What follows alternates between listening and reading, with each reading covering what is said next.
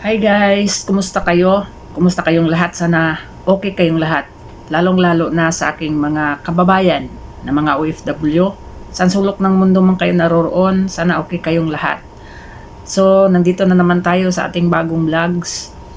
At kung bago ka pa lang dito sa aking channel, huwag kalimutan i-subscribe yung ating YouTube channel at pindutin ang notification bell para updated kayo sa aking mga i-upload na mga bagong video. So ngayon guys, meron tayong panoorin kasi si Robin Padilla, Senador Robin ay pupunta sa South Korea. At panoorin natin yung kanyang sinasabi dito kasi kung makita ninyo ay gi-endorse niya si Amy Marcos, di ba? So hindi natin alam kung ano ang ano dito o alam ba ito ng sa grupo ng PDP Laban, alam ba ito ni Inday Sara, alam ba ito ni Tatay Digong na i-endorse niya si Amy. So wala pa naman siyang sinasabi, no? Basta in-endorse niya si Amy, no? At makikita ninyo yan sa kanyang mga posts, no? So ngayon, panoorin natin kasi humingi siya ng tawad, no? Kasi nga hindi siya nakadalo doon sa Zamboanga Sibugay ng Grand Rally nila kanina. So panoorin natin si Senator Robin. Zamboanga Sibugay. Nakadahilanan po ako po ngayon ay nandito po sa South Korea. Nandun siya sa South Para Korea. po sa World Summit. Ito po ay may kinalaman sa kapayapaan po para sa buong mundo. Sama-sama po kami dito, iba't ibang lahi, galing po sa iba't ibang lugar. Kami po ay magpupulong-pulong galing po sa gobyerno rin, galing din po sa parlamentaryo. Kami po ay nandito naimbitahan para magbigay po ng mungkahin kung ano po ang aming mga pwedeng mapag-usapan at mapagkasunduan patungkol po sa kapayapaan ngayon sa buong mundo na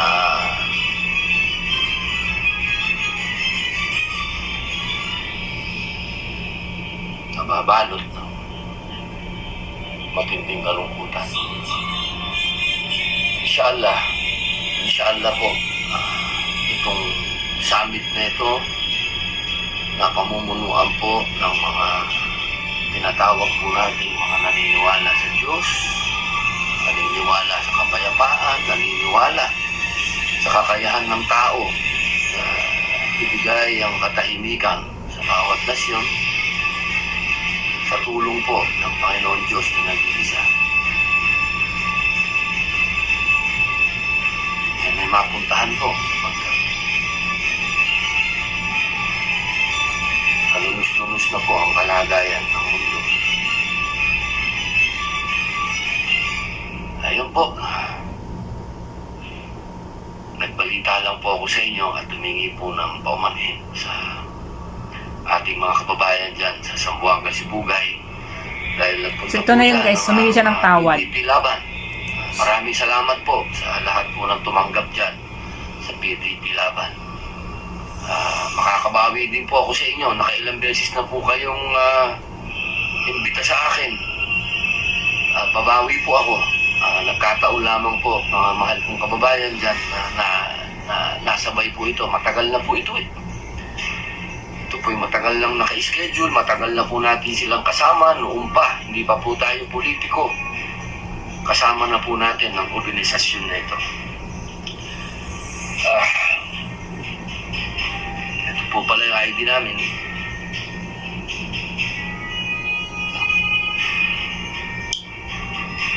Ito po.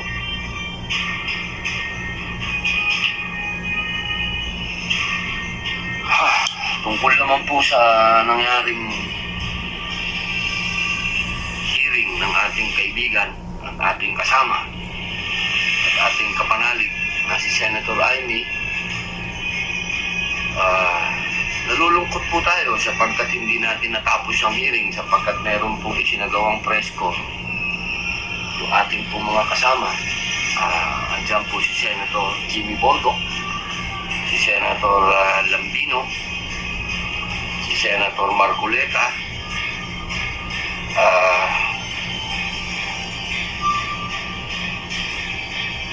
isa po itong masasabi natin na hakbang nila upang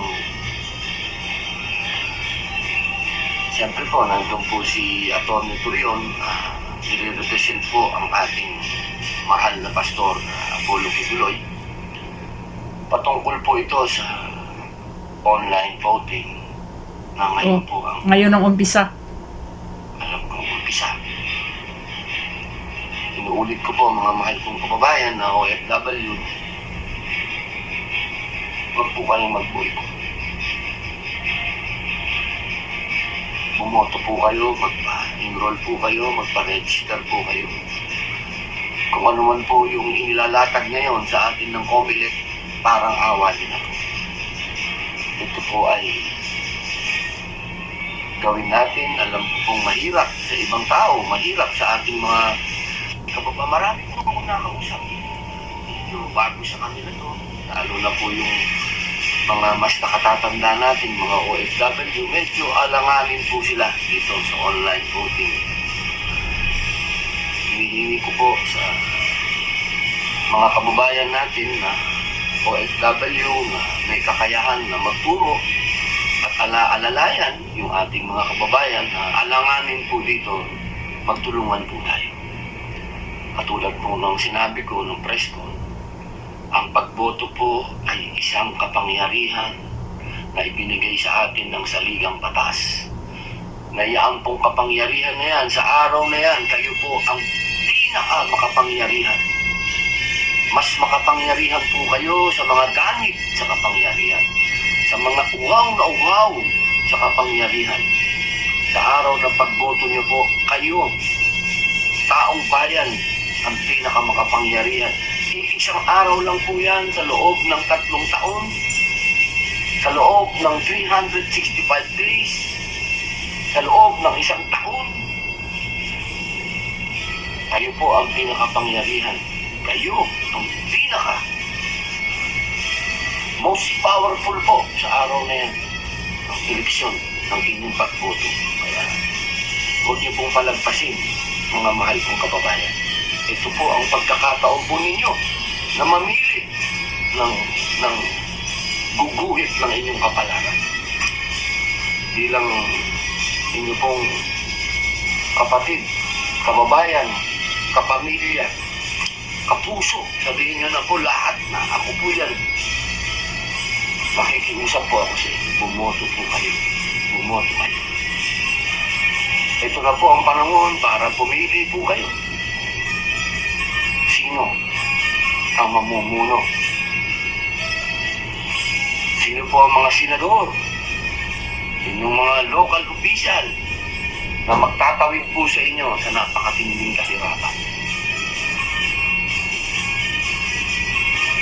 Mga kababayan, konti na lang po ang panahon natin. Konting-konti na lang. Ang 2025 elections, papunta ng 2028, crossroads po yan. Crossroad. Yan na po natin malalaman. Kung tayo ba magbabago o tayo ba mananatili ng ganito. Tungkol naman po sa hearing, mabalikan ko.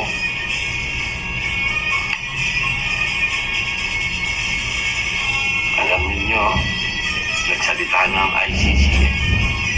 Gobyerno ang nag-surrender kay Pangulong Rodrigo Roa. Siguro sapat na po yun. Ang nainom lang po sa hearing na yan, nalalaman natin kung sino yung mga sinungaling. At sino pa yung nagsisinungaling pa hanggang. obvious naman ang katotohanan. Alam na natin ang katotohanan. Masakit lamang sapagkat hindi natin alam yung pinakaulo nito. Yun ang gusto nating malaman, yung ulo. Saan man ang gagaling ng order? Ito ba ay domestic lang o meron itong geopolitical angulo? Yan po yung mga bagay na dapat sigurong hukayin pa ng ating kaibigan na si Senator Ivy. Ano ba ito?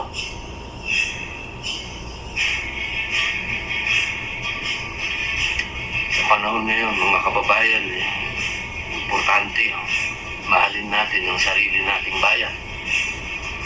Kung ang Estados Unidos ay inaaway na lahat, para lang siya ay manatiling nakatindig, tayo pa. Pinakamalaking ekonomiya na yun, Amerika. Pero tingnan nyo ngayon, America first.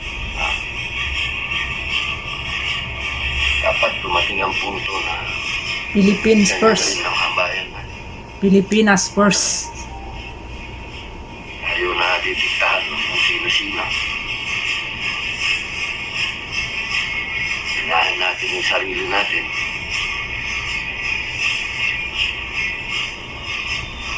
Yan lang po ang sikreto. Nagpapasalamat din po ako sa lahat ng mga kababayan po natin na nagsagawa ng pagsisindi ng kandila at nagdasal po.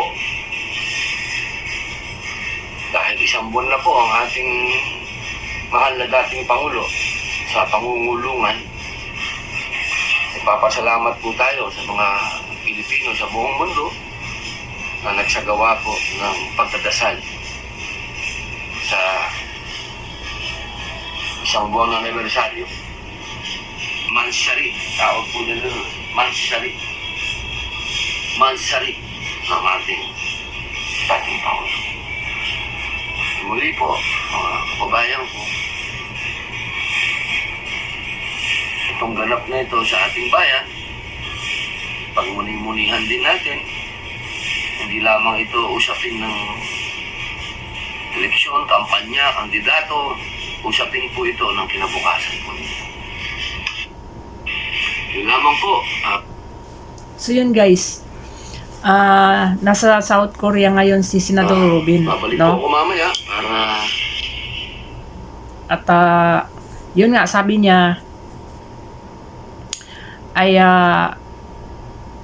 ang ICC ay, alam naman natin na nagsalita na ang ICC na gobyerno ni Marcos, ang gobyerno natin ang nagbigay or meron silang coordination sa ICC. Sila mismo nag-surrender sa ating dating Pangulo doon sa ICC. Yung mga sinasabi ni Bongbong Marcos lahat dati ay puro kasinungalingan. Puro pangbubudol. Mahilig talaga ito mangbudol, no? Mula pa nung eleksyon hanggang ngayon, puro pambubudol sa mga Pilipino ang kanyang ginagawa, no? At itong hearing na ito, kahit kung sabihin natin na wala na itong patutunguhan, pero mabuti na rin ito na ginawa ito ni Amy Marcos para malaman natin, no, yung mga sinungaling, no? At itong lahat ng mga sinasabi nila diyan sa hearing, kasi ang hearing ni Amy Marcos ay ano din yan, sinubaybayan din yan ng mga international media, no? So malalaman yan at makuha din yan o pinanood din yan ng mga abogado ni Tatay Digong.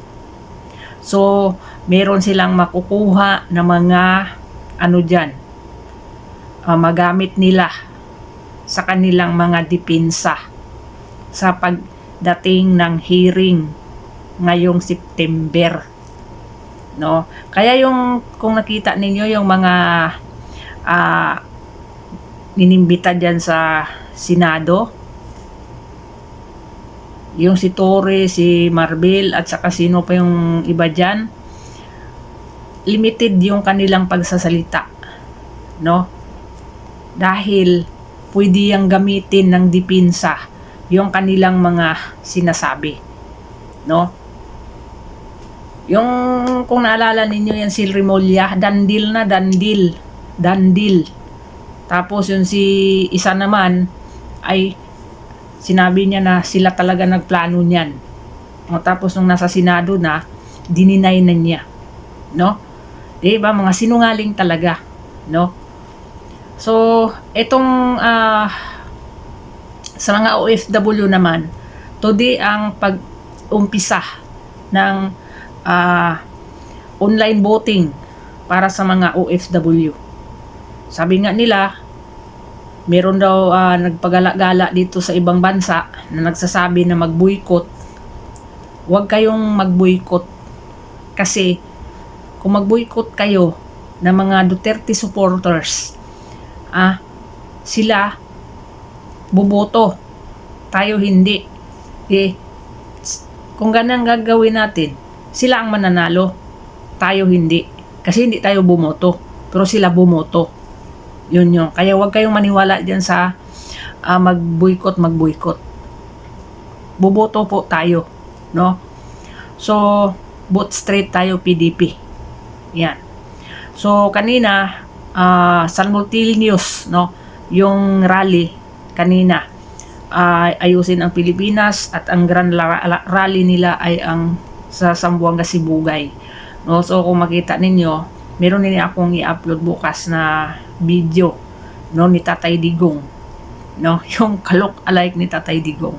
So, yun guys, about naman doon sa pag-endorso ni Robin Padilla kay Amy Marcos, malalim ito guys, malalim, no? Hindi natin ito maano talaga kung ano ba talaga. Ano talaga, kailangan talaga ngayon yung mag-isipin mong malalim, kailangan matalino ka, patalinuhay talaga ngayon guys. Tama talaga yung sinabi ng nagbabasa ng tarot, na ang taon na ito talaga ay pahusayay talaga, patalinuhay, no? Yung paanuhan talaga ng talino, kasi year of the ngayon, year of the snake ba tayo ngayon? Yun, maraming traidor, no? Maraming yung alam naman natin ang ng ahas talaga, no? Maraming magtatraidor, maraming sinungaling, at anuhan talaga ito ng talino, at kung sino talaga ang magaling sa mga strategy, mga tactics about sa politics. Ganon yun guys. So, buboto tayo. Wag tayong mag-boycott, mga OFW. At Duterte. Pero kung gusto nyo idagdag si Amy Marcos, nasa inyo na yun, no? Kasi naman, no? Hindi lang natin alam kasi kung ano ang talaga ngayon ng PDP laban. Kung kasi galing yan sa Netherlands si Robin Padilla may mga instruction yan. May mga instruction yan galing kay Tatay Digong through abogado. Kasi mayroong mga abogado nandun Nandoon si Ma'am Martin Dilgra, nandoon sa Dahig. So yun yung kung ano ang sasabihin ni Tatay Digong, si attorney, yun naman ang magsabi doon kay Robin Padilla, no? So meron pa rin silang connection. So yung pag-endorso ni Robin Padilla kay Amy Marcos, I think meron niyang basbas galing kay Tatay Digong, no?